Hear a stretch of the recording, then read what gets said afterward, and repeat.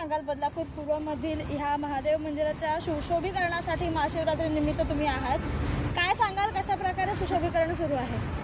18 साल से पूजा करने के लिए आ रहा है।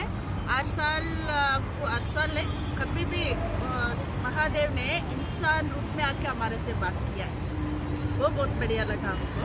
और बाद में एक बार मेरा तामन सुना, एकदम जान का प्रॉब्लम हो गया, हॉस्पिटल में एडमिट था, तभी मैं इधर आके भगवान से मेरा तामन के जान बचा के दो, तुरंत उधर फर्क पड़ा। इसलिए मैं ये सब सेवा करने के लिए मैं आ रहा है। किती वर्षांपासून करताय? अभी 18 साल से हम लोग इधर आ रहे हैं।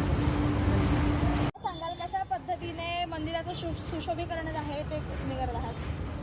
मी गेल्या 5 वर्षापासून महादेवाची सेवा करत आहे आणि महाशिवरात्रीनिमित्त आम्ही आज सगळं जे इथे सारवलेलं जे आहे ते इतकं सुंदर आणि इतकं छान दिसतंय। येणारं जाणारं जे भाविक येतील, आल्यानंतर त्याचं मन एवढं प्रसन्न होणार आहे हे बघितल्यानंतर, आणि खूप आनंद वाटणार आहे। हे आमची पहिलीच वेळ आहे, हे आमचं पहिलंच वर्ष हे करण्याचं। महाशिवरात्रीनिमित्त जे पण भक्त येतील त्यांच्यासाठी सगळं व्यवस्थित सगळं केलेलं आहे, त्यांना आनंद व्हायला पाहिजे असं म्हणून आम्ही सगळं हे केलेलं आहे। म्हणून महाशिवरात्रीच्या सगळ्यांना शुभेच्छा।